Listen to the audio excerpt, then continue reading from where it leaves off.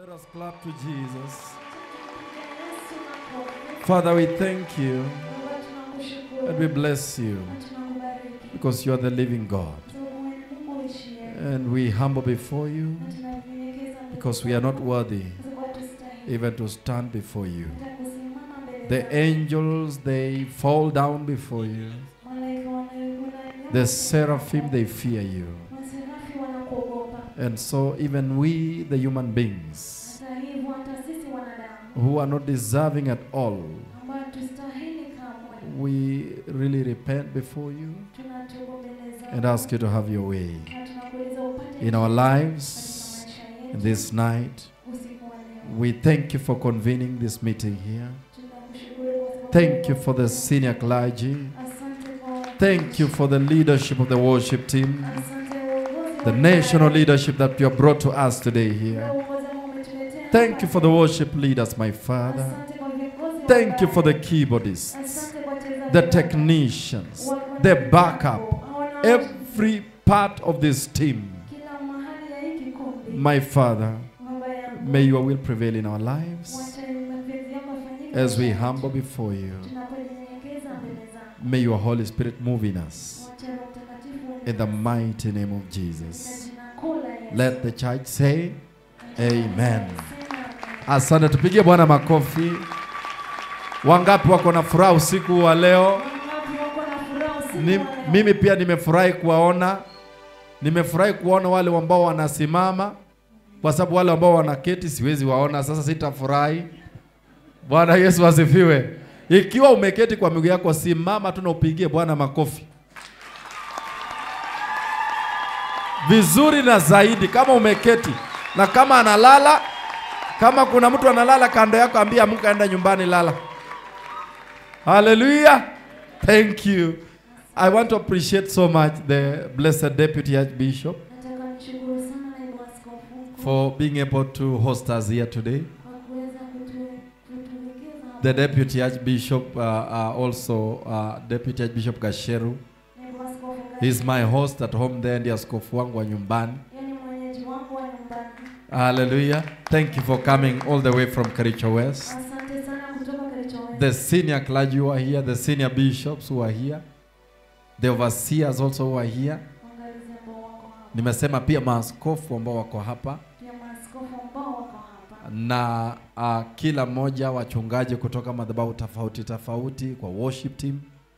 Tunaweza keti chini sasa kwa sababu translator anataka mketi ndio translate vizuri. Bwana Yesu asifiwe. I also came with mama askofu, unaweza simama. Na tulikuja na Enoch pamoja na Levi ambaye yuko pale. We also came with Sheila, she is there. Thank you so much. Huyu ni mama askofu Mitei.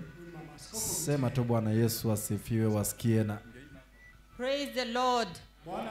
Hallelujah. Hallelujah. Ni kama tumechoka na ndio tunaanza. Bwana Yesu asifiwe. Hallelujah. Najua Mungu ataenda kutusaidia. Praise the Lord. Kwa hivyo nataka nimshukuru Jehova kwa sababu ya saa kama huu. Tunasema asante kwa kutukaribisha. Senior Deputy Archbishop Ton na Mama Deputy na pia Mama Fancy and all the visitors. We are really grateful for the Lord that he has enabled us to be in this kesha. Bwana Yesu asifiwe. I just want to encourage the worshippers from the book of nataka tu kuhimiza waabudio. Romans chapter 13 from verse Kitabu cha Warumi 13. 13, don't know if it is from verse 11. Kitabu ni cha Warumi 13. Hallelujah. Hallelujah. That we must be awake. Lazima tukue macho.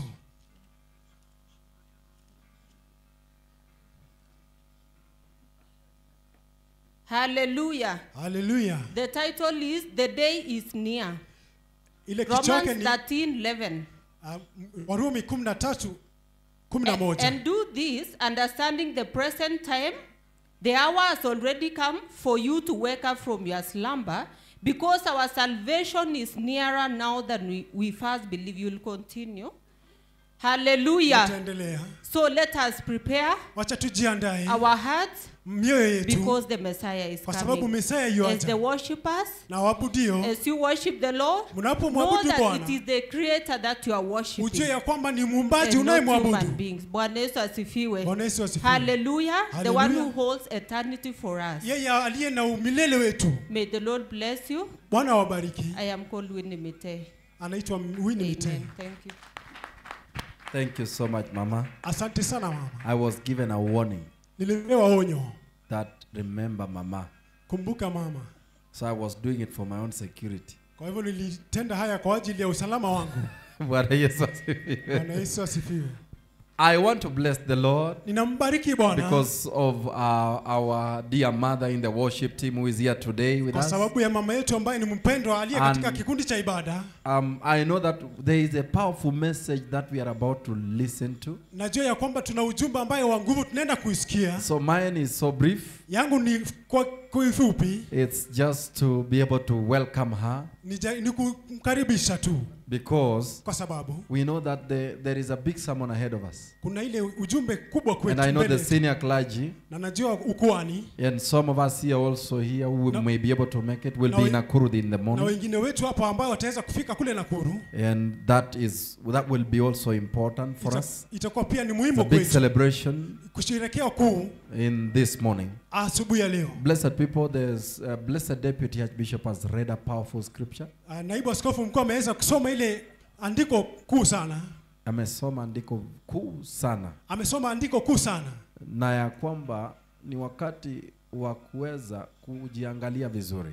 Ya kwamba ni wakati wa kujiangalia vizuri. Kwa sababu Masihi tayari ametufanyia ile inaitwa warning, a fair warning. It comes first. Masihi ameweza kutupatia ile onyo ambayo inatangulia. Akasema tusije tukajipata tumefungiwa mlango. Na sisi kama waabudio tuko kwa hali mbaya sana ya kufungiwa mlango. Bwana Yesu asifiwe. Na ninataka unione hivi, alafu nisome tu andiko moja ambayo ama mbili ukiweza kuniruhusu, just to be able to say what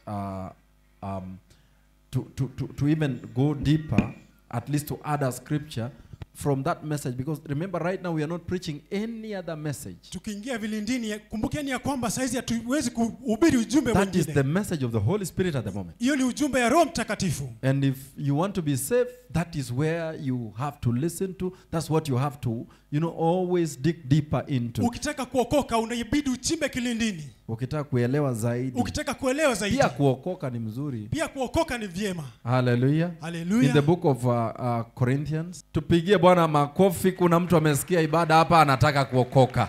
Kuna mtu Aaron yuko hapa. Amesikia ibada anataka kuokoka. Amesikia ibada. Na anataka kuokoka. Na amekaribia askofu pale kabisa kwa ukaribu. Na naona askofu wanazidi kumpatia maneno mawili matatu. Hallelujah. Situpigie Bwana makofi. Hata wewe siku moja ulipigiwa makofi ulikuwa unaokoka. Hallelujah. I want to read a scripture here. Nataka kusoma andiko hapa. Just to highlight something that has been already said. Kuleta tu jambo ambazo zimeweza kutangulizwa. The prophets of the Lord gave us this scripture one day, one time. The book of 2 Corinthians 13 verses 5. Manabii wa Mungu waliweza kutusomea andiko hili wakati mwingine. Now listen. Wakorintho 13. Says, examine yourselves. Jichunguze. To see whether you are in the faith. Ikiwa kwamba uko katika imani. Test yourselves. Jijaribu. He says, do you not realize that Christ Jesus is in you? Je, utambua kwamba Kristo yu ndani yako? It's like he's asking somebody who has already lost it. Ni ya kwamba ni kama anauliza mtu ambaye amepoteza lengo. Ako kanisani, lakini anakaa tu kiolela. Ni worshiper, lakini hata ajui ya kwamba ameokoka. Lakini ajielewi ya kwamba ameokoka. Amekaa tu mpaka inafika kiwango ya kwamba hata yeye ajielewi yako wapi. Anakaa tu kiolela, ajielewi yako wapi. Amekaa tu, bora tu amevaa blazer. Amevaa kitambaa. Amevunga kitambaa. Na suti na tai. Akifika barabarani. Anauliza wewe, anasema mimi naenda crusade. Mimi nimeokoka, niko toba. Lakini anasema it's like some people reach to a place they forget that Christ Jesus is supposed to be in them. Ya kwamba ni watu wengine walifika mahali ni kama wakajisahau ya kwamba Kristo yu ndani yao. Inafika wakati, na utapunguza microphone yake sasa because naona yeye atahubiri. Anasema ya kwamba inafika wakati lazima ujichunguze. Unajua anasema kuna hatari ya kukaa kufikiria umeokoka. Anasema sometimes wewe pia hata wewe vile ulienda class, si ulienda primary, ulianza najua hapa tuko na watu tofauti, tuko hata mpaka watu ya CBC, si ndio? Lakini 844 wako hapa. Ile nyingine ilikuwa was it CB, wanajua. Lakini kati ya hizo zote kulikuwa na exam, si ni kweli?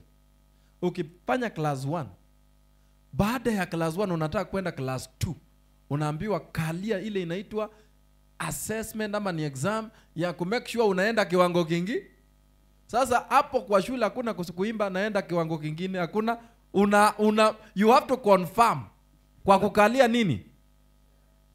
Anasema sasa unachunguza kama kweli unajua 1+1 ni nini, alafu then you continue. Sasa anasema pia kwa Ukristo usikae tu useme mimi niliingia toba 2010. Anasema before you cross to 2011 unakaa chini kwanza, unaona since I began this year how am I, level yangu kwa wokovu. Wewe toka ujoin worship team, what can you say today that you have achieved over the years? Have you tested and checked whether you are improving or you are becoming worse? Wewe kama mwabudio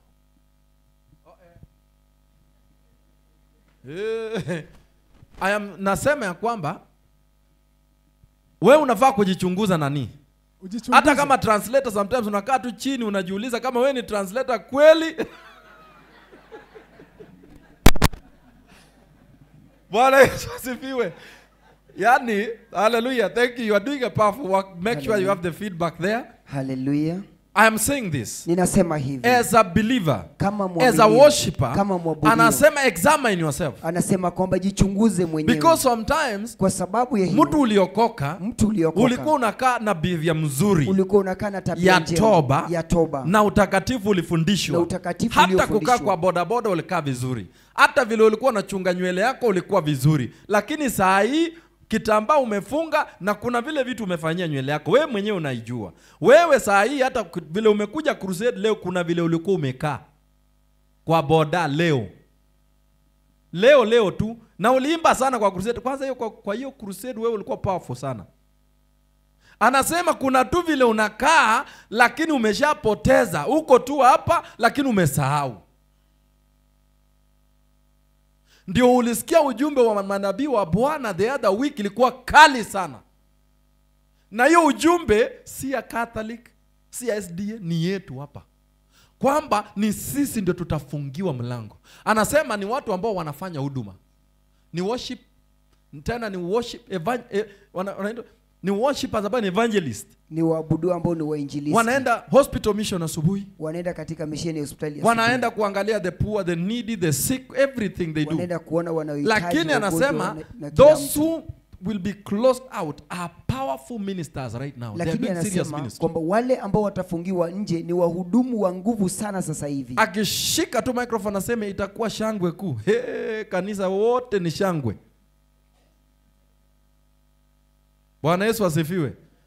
Akifika tu kanisani hata askofu anafurahi. Unaona tu askofu ana smile, anasema leo ibada itawaka. Leo ni moto. Ndio ukasikia deputy akisema hata kuwa askofu sio guarantee ya kwamba utaingia wapi. Kuwa worshiper is not a guarantee. Anasema je, when you check yourself right now, we unakaanga chini, sio nikuuliza tu mtu wa Fortenan, mtu wa Kericho, unakaanga chini sometimes unajiuliza kama kweli tutaweza kuingia. Kama mtu binafsi, wewe mtu binafsi. Over the years, kwa miaka mingi, how is your salvation? Je, wokovu wako umekuwa? How is your character? Tabia yako imekuwa? How is your Christian development? Je, ukuzi wako katika Ukristo? Your worship, your understanding of worship, how is your progress? Ufahamu wako wa ibada, je, uendelevu wako uko vipi? Nikuulize, ulipe fees kana kwamba unalipa parallel. Unajua kulipa parallel ile university? Unalipia kijana ambaye siku hizi shule za primary school unalipa kwa term karibu 1060. Na watu wanapeleka huku. Wewe umepeleka mtoto yako na unalipa 100,000 na ako class 1. Alafu anakuja unamuuliza, "Daddy, 2 + 2?" Unasema 22.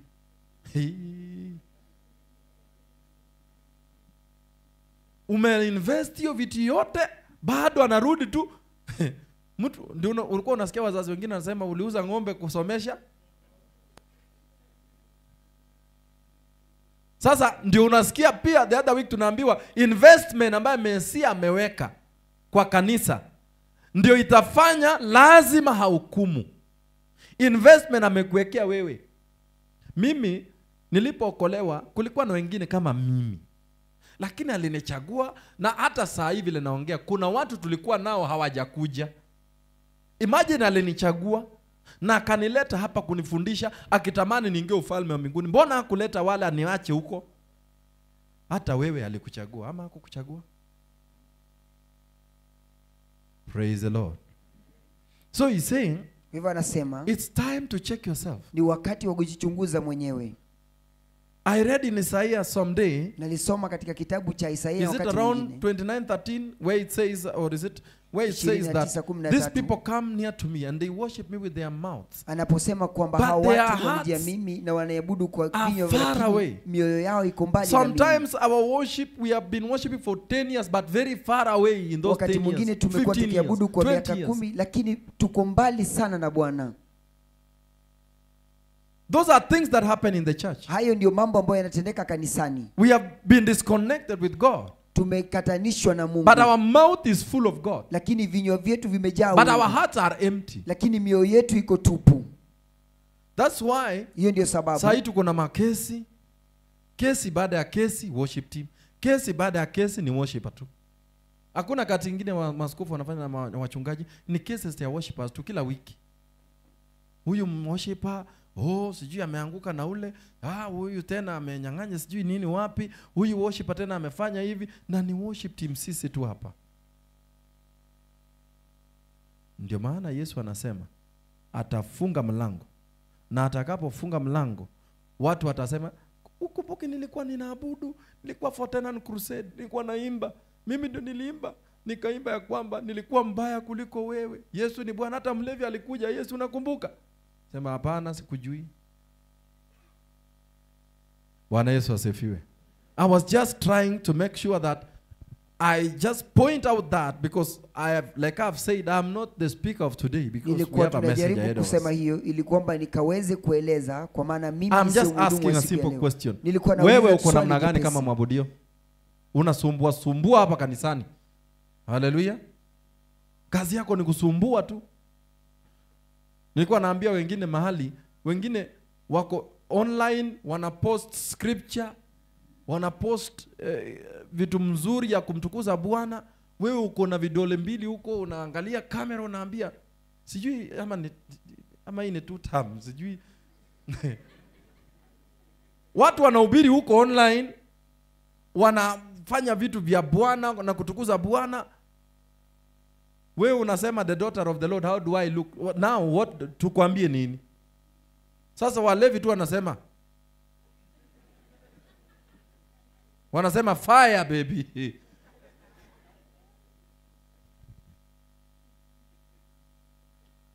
Na ndio huyu wewe hapa kanisani.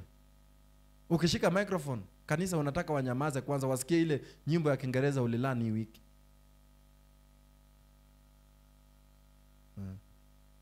You just appear here.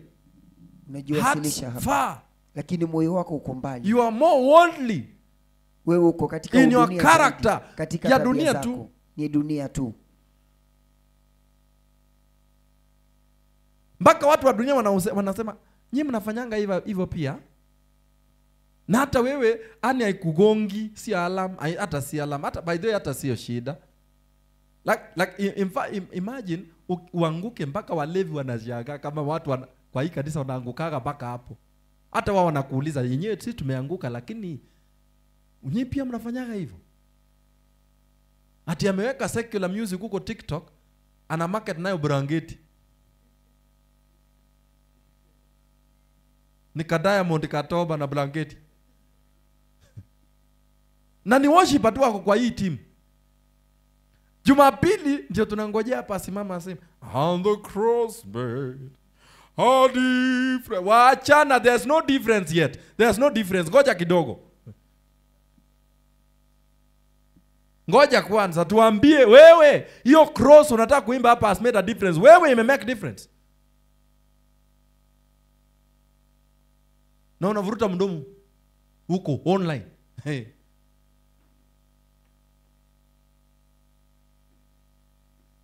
There is a lot of sin that has been introduced in the church, and it is we the worshippers who are introducing. Kuna dhambi nyingi sana ambayo imetambulishwa kanisani na ni sisi waabudu ambao worshippers ndio wanalete. Hata ukitaka kujua the design mpya, angalia, ngojea worshipper tu. Sunday tu scroll pita hivi, utaona kuna design wamelete ya koti pia imekuja mpya. Next week yuko kanisani. Nani worshippers? Badala ya kuleta kanisa zaidi kuokoka na kuleta kanisa karibu na Mungu, wanapeleka kanisa nje. Wanatoa kanisa kwa uwepo.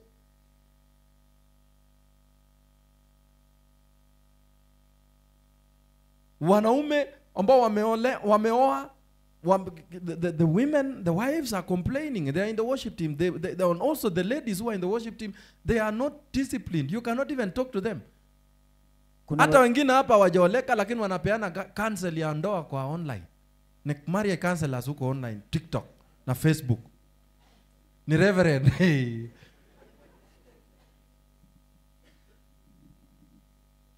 Nilikuwa nasema alafu unajua wanasemanga ni deputy. Alafu anasema tuongoze Aaron kwanza au koke. Yes. Aaron itakuwa ni ya maana sana. Please. Tafadhali. Na nataka kuje na yes. Deputy Gasheru ongeze apokee Yesu. Alafu tuendelee sasa Aaron. Akakuja hivyo. Karibu sana Aaron. Kwa ufalme wa milele wa Mungu. Unaweza geuka namna hii deputy yako ama kuja tu deputy. Apige magoti. Kila mtu unaweza simama tupokee Yesu pamoja na Aaron. Inua mikono yako juu Aaron. Si unaelewa Kiswahili? Haya, ufuate maombi haya nyuma yangu, si ndio? Sema Bwana Yesu mkuu. Bwana Yesu mkuu. Ninakuja mbele zako. Ninakuja mbele zako. Na ninatubu dhambi zangu zote.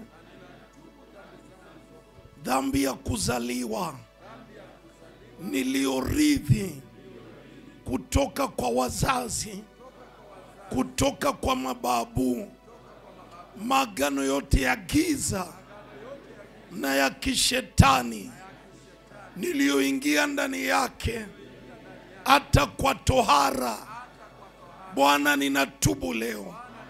Usiku wa leo ninakupokea Bwana Yesu kama Bwana na Mwokozi wa maisha yangu. Na leo hii ninakuomba Bwana Yesu, unijaze na Roho Mtakatifu, anitawale na kuniandaa kwa ajili ya kuja kwa Mesaya.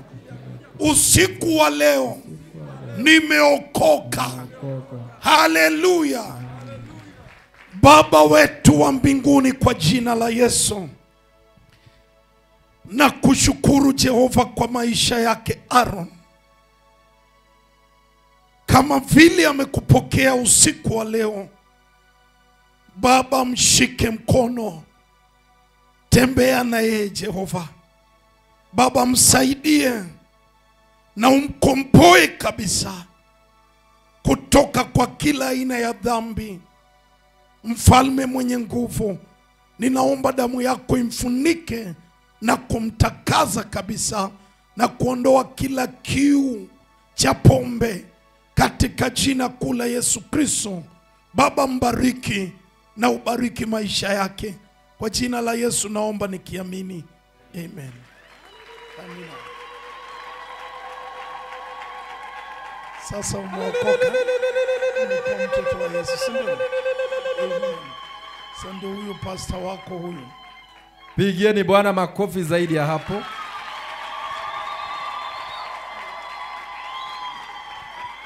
That's so powerful. And I can see that time is moving very fast. Hiyo ni nguvu sana, naweza kuona kwamba muda unayoyoma. But it was good to appreciate the Lord for the salvation of one of us. Lakini ni vizuri sana kumshukuru Bwana kwa So I sababu ya was saying, wokovu wa blessed mmoja wetu. people, Nilikuwa ninasema watu wabarikiwa. salvation Wokovu is in the character. ipo katika tabia. Hallelujah. Haleluya. The willful sins, Ile dhambi ya hiari, the careless sin dhambi ya ovyo that we ovyo indulge ourselves in ambao twajiingiza ndani yake will lock us out. itatufunga nje, As a itatufungia worshipper. nje kama mwabudu. I think it's time to begin to think well whether we are sitting well in the faith. Nafikiria kwamba huu ndio wakati wa kufikiria na kutafakari vema kama Because tunakaa the sawa Bible katika says imani. Maana Biblia inasema That mlango utafungwa, ya kwamba mlango na utafungwa baada ya kufungwa na baada ya kufungwa halitawahi funguliwa, halitawahi na funguliwa, atakayefunga na atakayefunga ni Mungu mwenyewe, ni Mungu ni mwenyewe. mwenye mbingu. Yeye ni mwenye mbingu. Hallelujah. The Haleluya. scripture has been read here. Maandiko yamesomwa hapa, Then in that same book of Matthew 7, na katika kitabu hicho hicho as I finish, he says, not everyone who says to me, Lord, Lord, will enter the kingdom of God, but only the one who does the will of my Father who is in heaven. That is Matthew 7:21. kitabu cha Mathayo sura ya 7:21. Many will say in 22, Lord, they will say to me on that day, Lord, Lord, did we not prophesy in your name and drive out demons in your name, perform, and even in your name also, perform many miracles? Then I will tell them plainly, I never knew you. Away from me, you evildoers. Inasema kitabu cha Mathayo sura ya 7 mstari wa 21. Biblia inasema, si kila mtu aniambiaye Bwana Bwana atakayeingia katika ufalme wa mbinguni, bali ni yeye afanyaye mapenzi ya Baba yangu aliye mbinguni. Wengi wataniambia siku ile, Bwana Bwana, hatukufanya unabii kwa jina lako, na kwa jina lako kutoa pepo, na kwa jina lako kufanya miujiza mingi? Ndipo nitawaambia dhahiri, sikuwajua ninyi kamwe, ondokeni kwangu ninyi mtendao maovu. I don't think that you got born again in this church to sing, to Siwazi become a kwamba worshiper. uliokoka katika kanisa hili kwamba uwe mwabudu I wa don't kutenda think that dhambi. you got born again to become a security Siwazi or an kwamba usher uliokoka kuja kuwa mshikadoria ama shemanzi or a pastor. ama mchungaji. But one thing I know Lakini jambo is moja that you nalojua receive Jesus to Ya- enter the kingdom. ya kwamba ulimpokea Yesu ukaingia katika ufalme wa mbinguni. But now Lakini sasa you are beginning to confuse yourself that you are standing well because you are singing. umeanza kujichanganya mwenyewe kwamba unasimama dhabiti na unatenda dhambi. Na kwa sababu unatenda dhambi. Hapana, Tina, sinakataa, nakemea. Ninasema ya kwamba hata saa hii Hata saizi umejichanganya sana, umejichanganya eti sana sasa kwa sababu unaimba ya kwamba sababu na unaimba unaabudu, ati sasa hiyo ni kuonyesha unasimama. na unaabudu kwamba sasa hiyo umesimama. Ati kwa sababu uko busy hapa kanisani, ati sasa unaenda mbinguni. Anasema kufanya hizo kazi unafanya na kwenda mbinguni ni vitu mbili tofauti.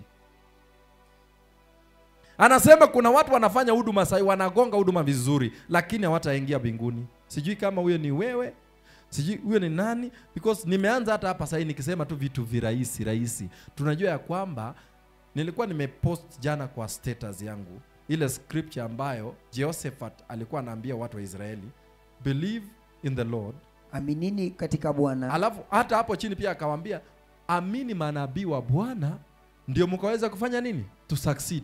Hata kuingia mbinguni is a success. You need to succeed in this mission of entering the kingdom. Hata kuingia mbinguni unastahili Na manabii wa kufaulu Bwana, katika kuingia Bwana katika ufalme anawawekea mbinguni. maneno hapa na anawaelekeza vile wanafaa kufanya kila kitu. Nikuulize kutoka 20 hata akisema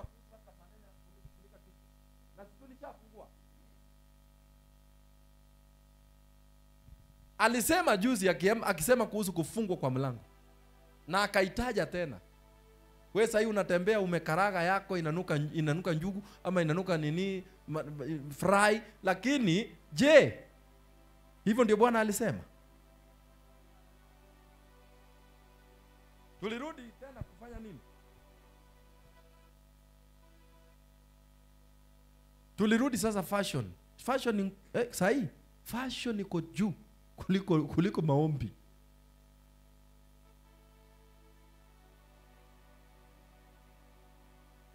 Mimi sitaki kusema mingi. Nilikuwa tu nasema, je, wewe hata wewe ukijiona saa hii, wachana na yenye nasema. Wewe unajielewa, si ndio? Hebu jiangalie. Wewe umefika standard kweli? Wewe umefika standard ya kuingia mbinguni? Wewe jiangalie tu. Hata ile kelele ulipiga leo mchana tu. Najua wengine hapa wako hapa akikaa kanisani hivi. Lakini kelele reserve. Hey. Akipiga kelele kila mtu kijijini anasema songeni kwanza, mama doba, mama madabau apige kelele. Alafu anasema niko madubau. Niko doba.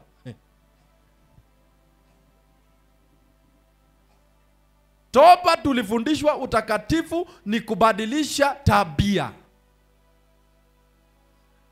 Anasema, Biblia inasema yule ambaye alikuwa mwizi asiendelee kufanya nini tena? Na ule mwenye alikuwa anagombana asiendelee kufanya nini? Mwenye vita asiendelee kufanya nini? Ati sasa unapata kesi kwa ofisi ati so and so alikuwa anapigania hangline kwa plot. Na blazer kubwa na alichotwa hata alifikishwa chini. Mimi niliamuanga maneno ya kubishana sifanyagi tena.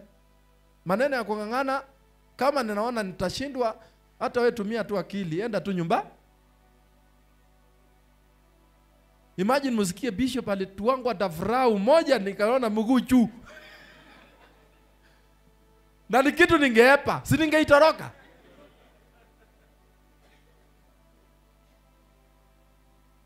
Hata wakisema hata kama wewe uko hapo na ilikuwa stage, wakisema ni bishop, wewe unakata tu kona, hutaki kusikika ati wewe ni bishop wako. Akata kona. Sasa alikuwa anasema tu no, wewe my friend unijui au unitambui kidogo gazeti. Kuna vitu tunafaa kwa tuliwacha kitambo. Usherati ati bado tunaongelea usherati kwa worship team. Ukitaka kuoleka suoleke. Ukitaka kuoleka fanya nini? Hata nilikuwa nasema before nimaliza the other time, wengine wamekuwa counselors na ni wadogo. Hajaoa lakini anapeana experience Facebook huko. Nani alikupea kazi? Usikuje kanisani tu hata hatuna reverend hapa madhabahu hii. Tukupee kazi. Alafu huo official, iwe official. Na hakuna mtu nilikuwa nasema ya kwamba ati mtu tu anajitokeza anasema I don't think it is good to get married. Nani amekuuliza? Nani alikuuliza? Who asked you? Sasa Facebook imekuwa watu wamekuwa blackmailers huko, wanaandika vitu chafu. Vijana na wana comment kwa hizo vitu. Na ni worshipers. Nani alikwambia lazima ucomment kwa kila kitu? Ama kila kitu imewekwa Facebook kwa ajili yako? Ati sasa tumepeleka conversations takatifu ya mahali patakatifu huko online. Tunahagi huko nje.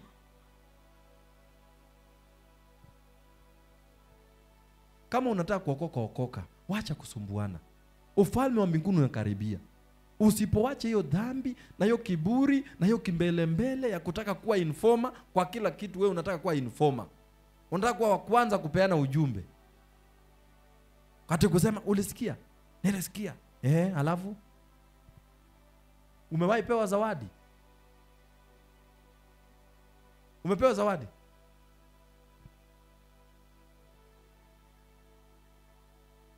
Tuokoke na tukubali kuokoka. Jameni, tusisumbue, tunasumbua maaskofu, tunasumbua wachungaji, tunasumbua manabii wa Bwana sana. Ile kitu walifanya ni kuja tu kutufundisha, imagine. Kuja kutusaidia kuingia ufalme wa mbinguni, lakini tumekuwa wasumbufu. Na hata ukikemewa unasema si utakuja kanisani. Kwani ukikosa kuingia mbinguni tutaungua wote? Sasa unatisha nani?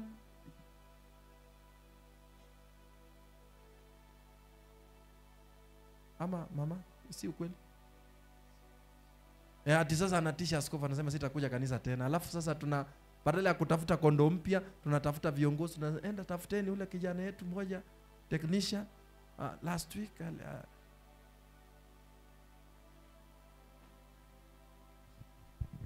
ile siku utafungiwa, utasema ya kwamba I wish askofu angenikemea zaidi. I wish you pastor wa worship angeniambia leo hata sitaki kuona hata karibu na worship team. Unaweza kuwa unatumika hapa, lakini je, huko juu unajulikana? Anasema I never knew you. Sikuwahi hata siku moja kukujua. Ulikuwa unaimbanga? Wimbo gani?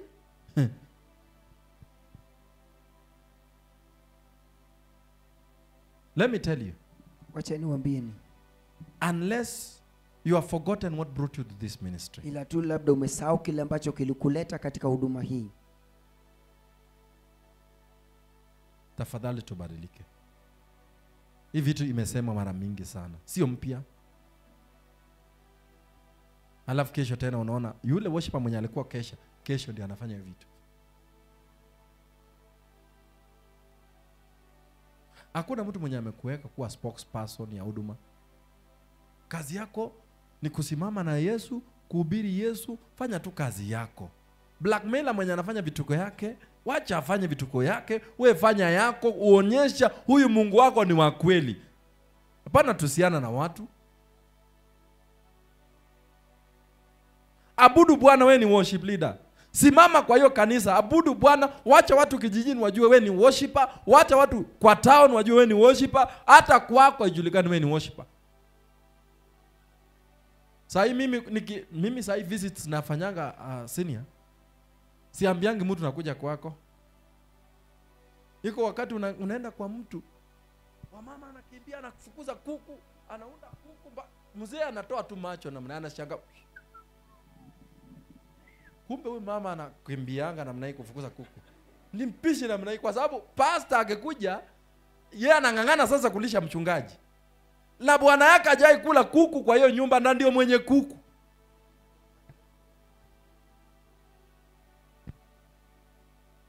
Hata sometimes anapewa ugali baridi. Na pastor akikuja ameampisha. Ni baraka sana. Kuwa na bwana yako kwa nyumba yako ni baraka kubwa pia sana.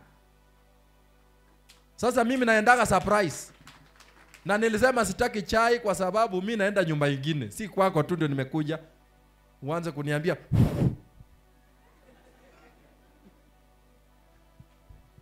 Because there is a lot of pretense in the church. Kuna kujifanya kwingi sana. We are no longer truthful. Hata mpaka sisi wa kweli tena. Unajua why watu huko nje wanakuwa waongo sana ni kwa sababu sisi kanisani wanatujua. Lakini pastor akikuja, fellow worshiper akikuja, aone vile character yako ina change when you are around the people from the church, na akitoka tu. Hata mtu kutoka kanisa akikuja, ukiona anaongea namna hii, ukiona mzee wako pia anachangamuka anauma mdu. Sasa mzee amekaa namna hii, ndio aokoki miaka yote.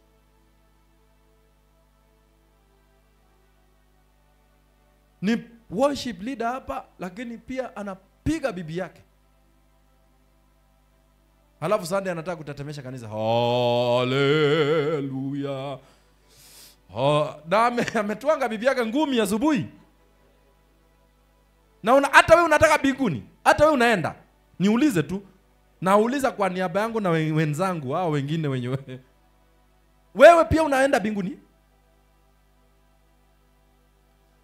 Bas, nikimalizia manabii wa Bwana wakasema very clearly. Sijui kama ulisikia. Alikuwa anasema after doing these things, doing your tithe, he said a lot of things. You remember? Baada ya kufanya mambo hayo yote, kupeana fungu la 10, before hata sasa kufika kufungiwa mlango, kwanza niulize, hiyo nini ya Ukristo, those attributes, those points he noted out of yani duties of a Christian yenye alisema moja kwa moja. Je, wewe unafanya? Jukumu la Mkristo aliyesema moja Wachana hata kwa kwanza moja na huyu mwenye alifanya yote na akafungiwa. Nauliza wewe, je, hiyo yenye alisema ati anaamka asubuhi, anafanya morning devotion, anaenda anatembelea wagonjwa, hospital mission asubuhi, nini, alafu baadaye anafungiwa, nikuulize, kwanza wewe hata devotion mwaifanya? Hata kwenda hospitali asubuhi mwaenda? Mimi niliokoka nikasema mimi pia nataka sasa.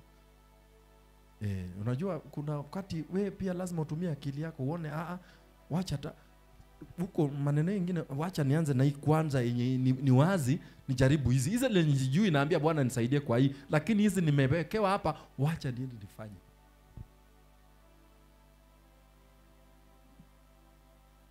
Wokovu sasa ni wa kumaanisha.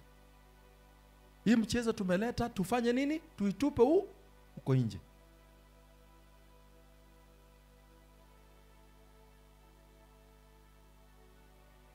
Tuitupe nje. Sasa hii tumekaa sasa sisi tunatulia tu hata kukuja crusade tunataka kutumiwa gari. Unataka kutumiwa fare. Kwenda harusi nani anakutumianga fare? Unatumiwa na askofu. Na unaenda harusi wapi? Webuye, karibu unaenda Uganda. Na unaambiwa kuja crusade hapa, unasumbua pastor, sina fare. Harusi wanashona nguo. Nguo hii kushona ni karibu 1000 ngapi?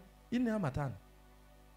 Alafu ongeze fare 1500. Na hiyo ni in a span of 1 month. Lakini Menengai, mnichangie. Mimi ni maskini ya wewe, sio maskini ya Mungu. Worshipers hata kanisani pia watoe tithe na fungu la 10.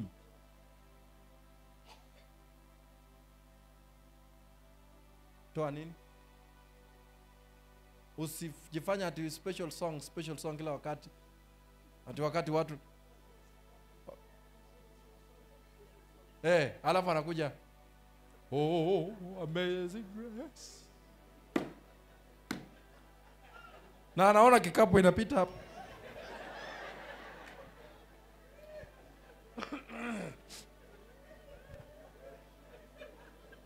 Wokovu inaanzanga hapo. Hata hapo kwa kutoa sadaka wokovu inaanzanga hapo. Ukiwekwa huru hapo, utakuwa huru kabisa.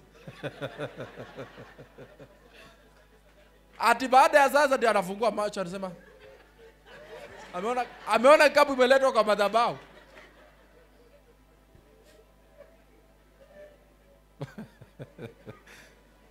Bwana Yesu asifiwe. Najua sometimes you can laugh about it, but this is the truth. Ulisikia ikitajwa paying your tithe well. He is talking about a genuine Christian mwenye ameokoka vizuri, anafanya kila kitu alafu anafungiwa nje. Wewe hata hujui mwisho ulikuwa lini, ulitoa lini. Hati sina. Hata ya kusupport saa hii Menengai 8 iko uje support, na ndio unataka tupange hapa Menengai 8 tuende uje support. Shida ni sina.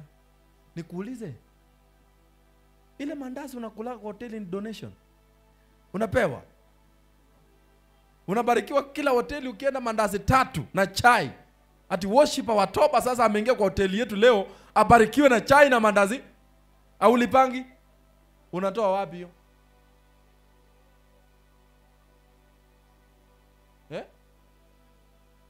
Moyo haijaokoka.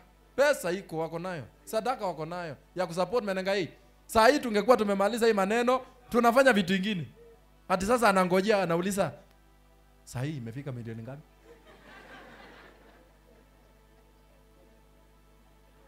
Imefika ngapi? Saa hii tuko ngapi? Ati tuko. Nwe na nani? Bwana Yesu asifiwe. Tuokoke jameni. Do what pertains, ile vitu ambayo Wakristo wanafaa kufanya, fanya vipasavyo. I remember Kauria, one of the things ulisikia akitaja, aliambiwa how about what?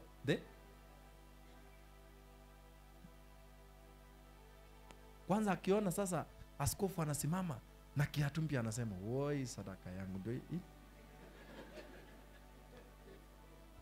Sima hata sasa ana complain sana, anasema unajua maaskofu sasa wameshiba, wanakula tunapea. Wewe pea Mungu. Toa yako pea Mungu.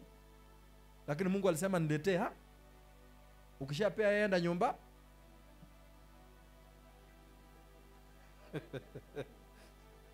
Wachia ya Mungu iwe ya.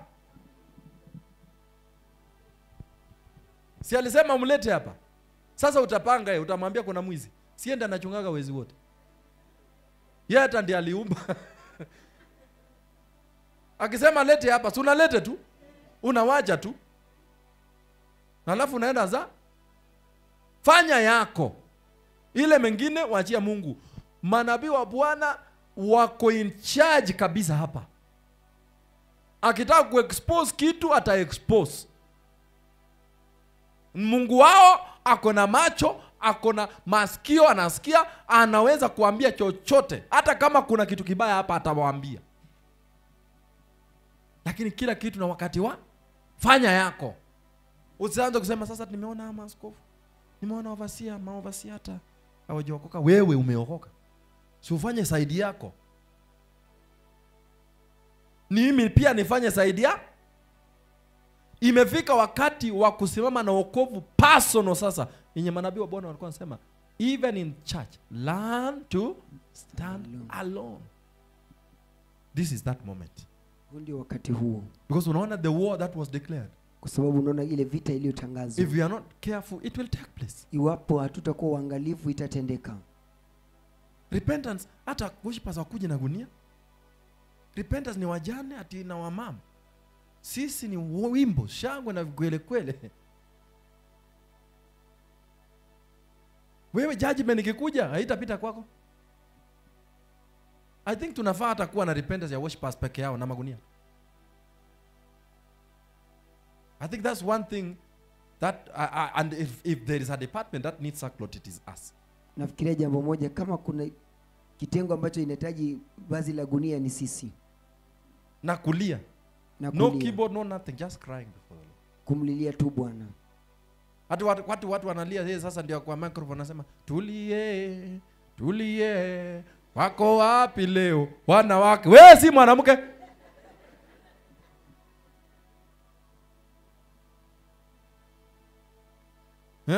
Wewe ni nani?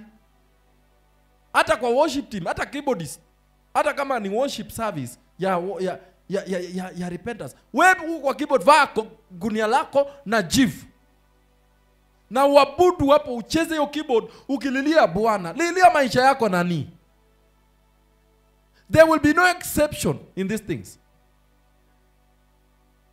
Even you must work hard for the kingdom. Hawatasema tunakuelewa, wewe ulikuwa so busy kanisani, hata nilikuwa naona kweli ulikuwa technician. Watu wanaomba wewe ati microphone. Hata wewe vaa gunia. Hakuna exception kwa toba, kila mtu ni toba. Hata security. Hata kama atafungua hivi gunia na jivu, anafungua moja analia mbili. Worshipers, turudi kwa toba. Geukia mwenzako mwambie turudi kwa toba. Na leo iwe siku ya kurudi kwa toba. Leo iwe siku. Nataka kukaribisha mama wetu aje atuambie mawili matatu. Alafu kama Bwana atamjalia kufanya audition apate wawili watatu, hiyo ni preserve yake. Bwana Yesu asifiwe. Lakini nakuuliza, je, hii vile tumesoma hiyo andiko hapa, anasema ya kwamba examine yourself. Enda ukiwa unajiexamine leo. Angalia ndani ya maisha, hata simu yako saa hii. Jiulize tu hiyo simu iko na nini saa hii vile tunaongea. Messages zenye ziko hapo ni za hali gani? Picha zenye ziko hapo ni gani? Najua tunajua kukaa sana na kukua innocent. Lakini tukifungua hizi masimu, wa Mungu wangu. Lakini wacha nikwambie, sisi tunaweza kuwa hatutafungua. Lakini Mungu anaona.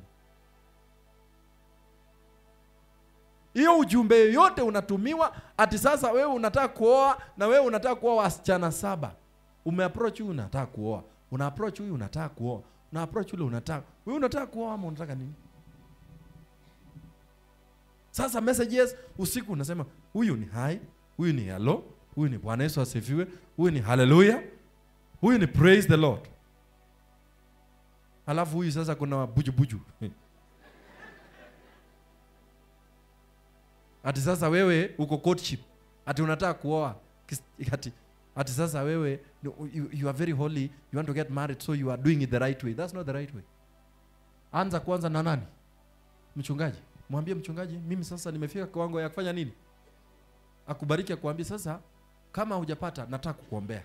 Bwana uongozwe na Mungu. Usiende tu kama tutaki kumaliza. Praise the Lord.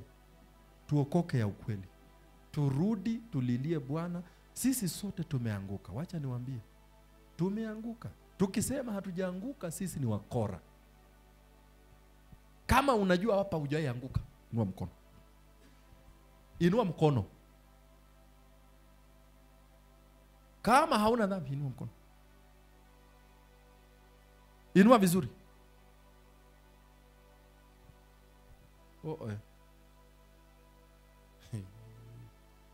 Unataka kuniambia hii blazer zote hii na hii suti yote hii tumeanguka? Basi leo ni siku ya kufanya nini? Kuokoka na kuachana na dhambi. Because Biblia inasema if we confess our sins, he's just to do what? But he's saying if you deliberately continue, lakini anasema sin, there is no more what? Utaendelea kutenda dhambi kimakusudi, hakuna msamaha.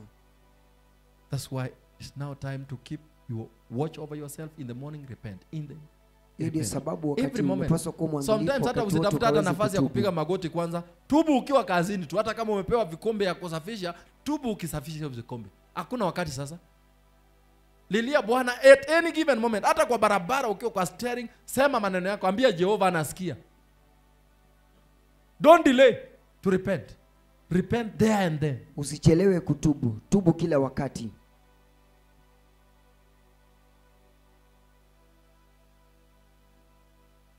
Praise the Lord. Bwana asifiwe. Bwana Yesu.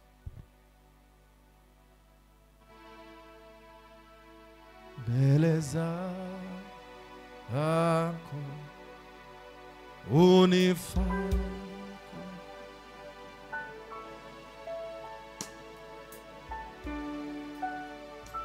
Bwana Yesu, Bwana Yesu, nimekuja mbele zako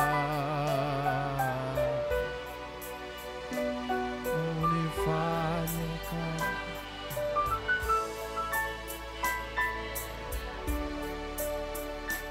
Bwana Yesu, Bwana Yesu, nimekuja mbele zako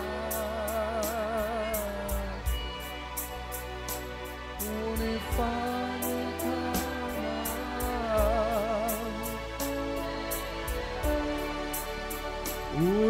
unisamehe,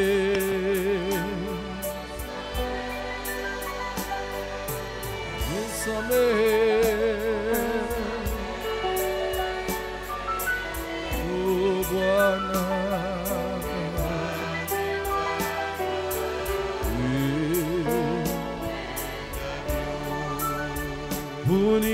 unisafishe, unisafishe Bwana,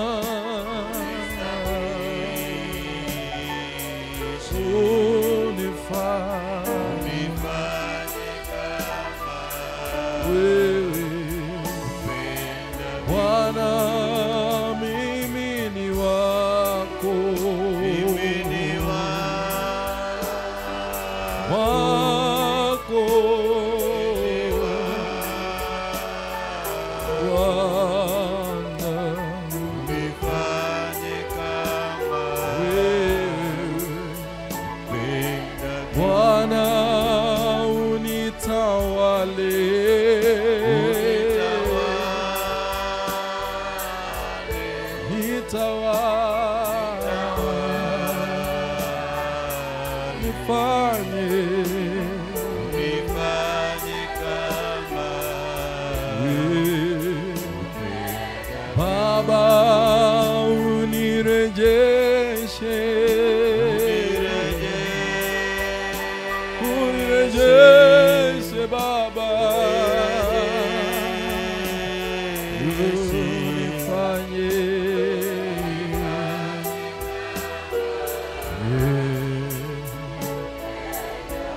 Ukiwa tumeinua mikono yako, anza kuongea na Bwana, mwambie Baba akusamehe.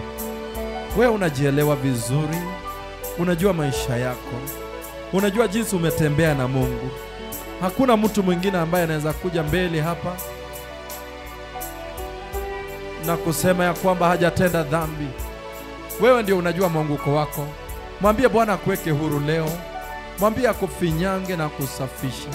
Mwambie akusaidie katika maisha yako na katika wokovu wako, ili uweze kutembea na yeye. Mwambie Bwana, unanijua vyema Jehova. Unajua mwanguko wangu, makosa yangu yote. Hakuna kitu iliyofiche. Kile ninachokuomba Bwana, usinifungie nje. Ninatubu dhambi zangu, dhambi za usherati.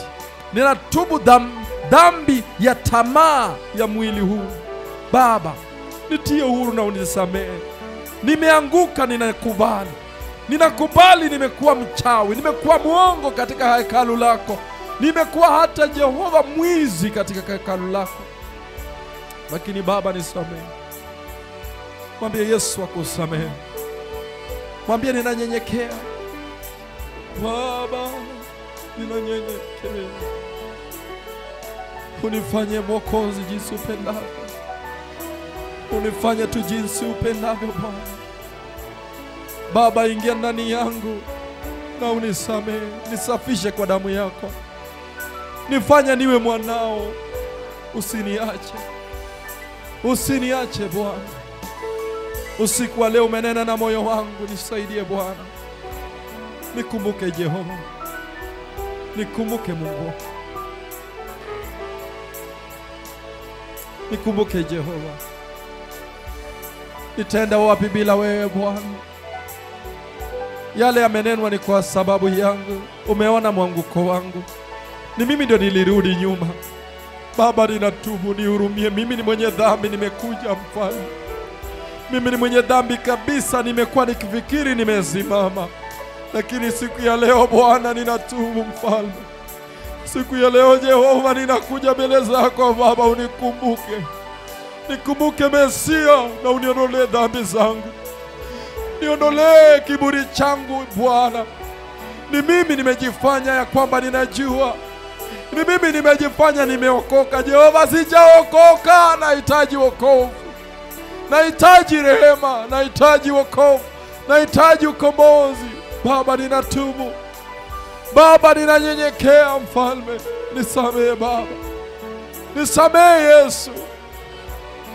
Jehova, ulinifunza vizuri katika huduma hii. Umenifunza very well. You've taught me very well. This is a personal fall. I cannot blame anybody. It is my fall. It is me, my Lord. I accept my Father. I accept Jehovah. I am weak, my Lord. I am so weak, my Father. I am so weak, Jehovah. I am so weak, my Father. I am sorry, Jehovah. Forgive me, my Lord. Forgive me, Jesus. Forgive me, Lord. Forgive me, my Father. Just forgive me, my Father. Just forgive me, my Lord.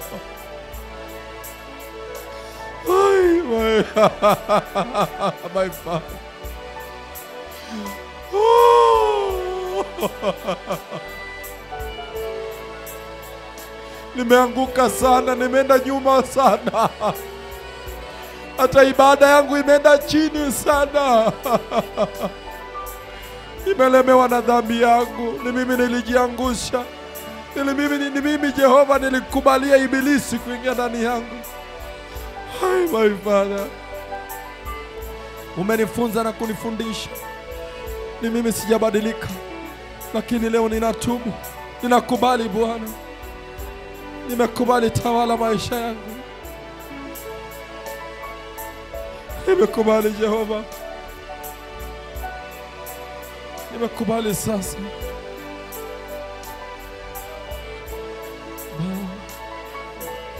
Nimekubali. Nimekubali Jehova.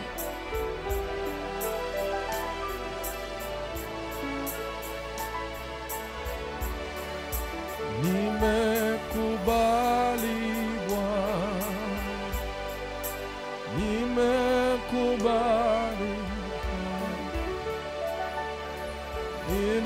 nimekubali. Tawala maisha, nimekubali Bwana, nimekubali Bwana, nimekubali Yesu. Tawala maisha, nimekubali,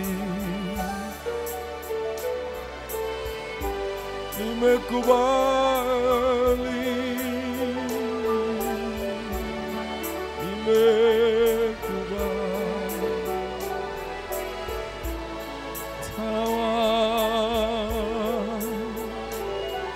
Baba, nimekubali, nimekubali, nimekubali Baba. Tawala, nimekubali Baba,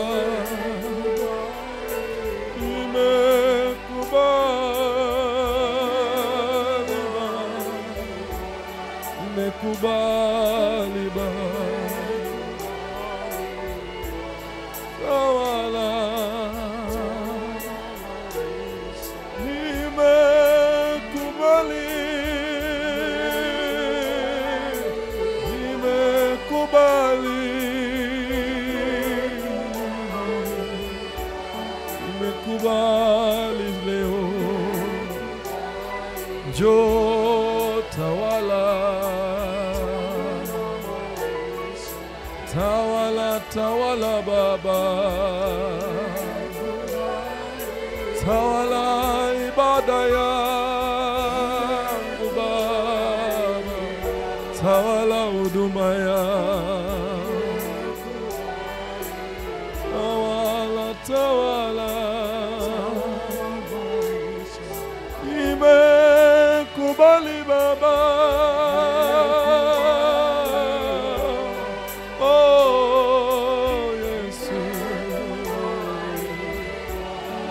Nimekubali Baba, tawala Baba, tawala, tawala,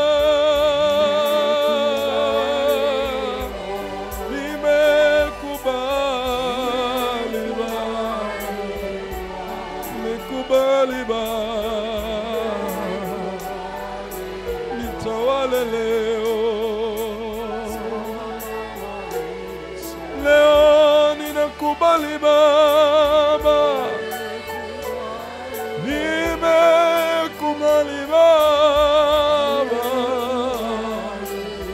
nimekubali Baba, tawala, tawala, tawala Baba, tawala maisha yangu. Oh, nimekubalia. Simama tu kwa miguu yako. Tawala, nibadilishe Bwana, nisamehe Bwana,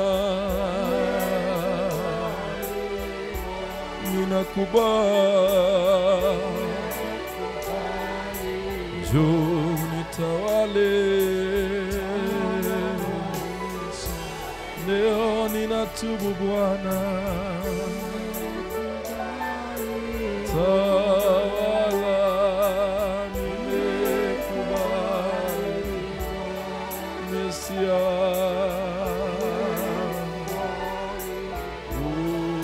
unitawale.